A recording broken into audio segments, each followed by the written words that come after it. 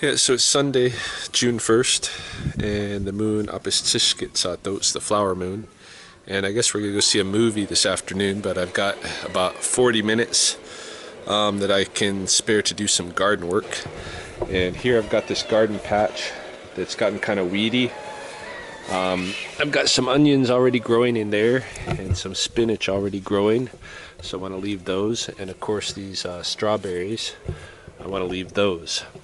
But I want to clear out all these weeds, and then at the very minimum I've got some onions and potato starts, and this basically just potatoes that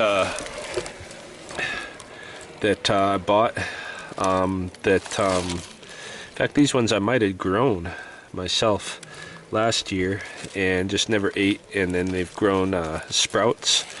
I've got some bean seeds that I'm going to put along that edge of that fence, but that probably won't be this afternoon, maybe this evening. But I do have some onions that I bought, a bag of onions that I didn't eat them all, and now they're sprouting. So those are going to go in here and at least prepare the space for other things as well that I can do later this evening. Seed out.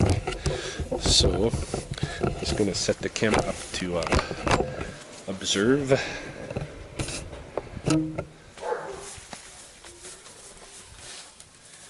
And I'll start off with just preparing the ground, I think.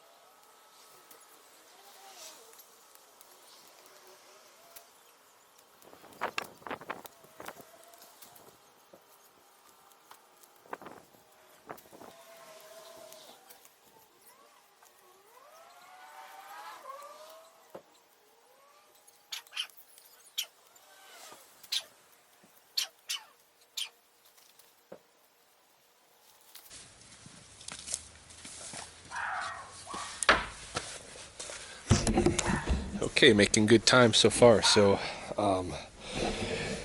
if you saw, I shoveled in this area because the soil was really hard and there was grass growing. For the rest of the garden, I just hand pulled the weeds because basically you want to keep the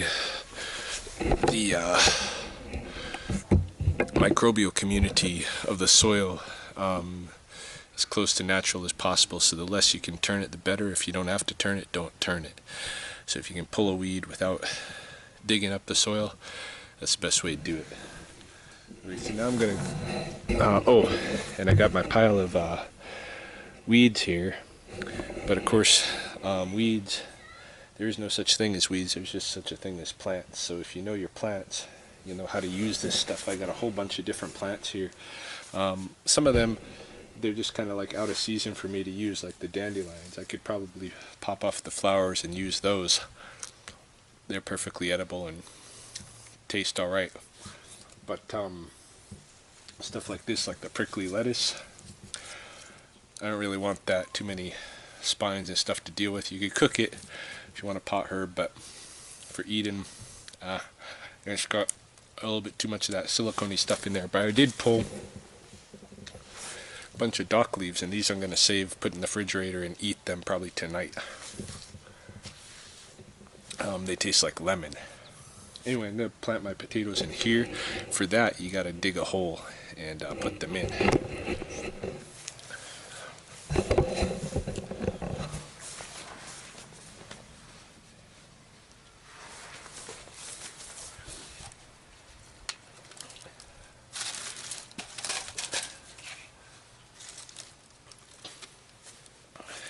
It's basically what a potato start looks like. An old nasty potato. This is one that I grew last year, so that's how long you can keep it. You can keep it till it starts the shoots for the year, for the next year. Put it in the ground, and I'm gonna get like probably half a dozen or more potatoes out of this one and each of the other ones that I have. So I'm gonna plant these right in this section and get a bunch of potatoes.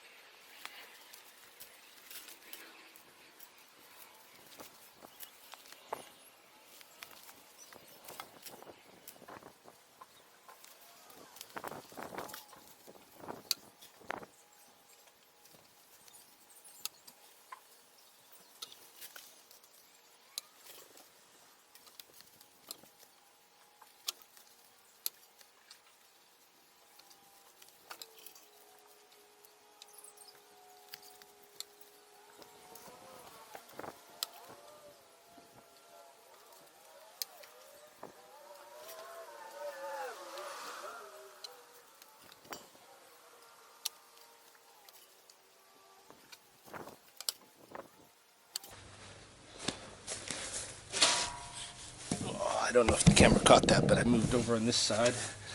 I'm going to put these couple of onions in.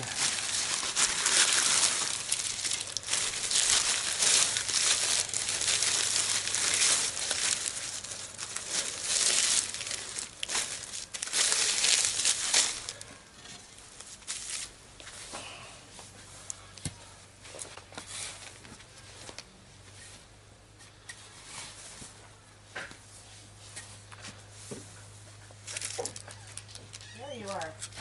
Yeah, just... Yeah, like quarter to one. Is it? Yeah. Alright, I'm just quickly planting some stuff. Almost done here.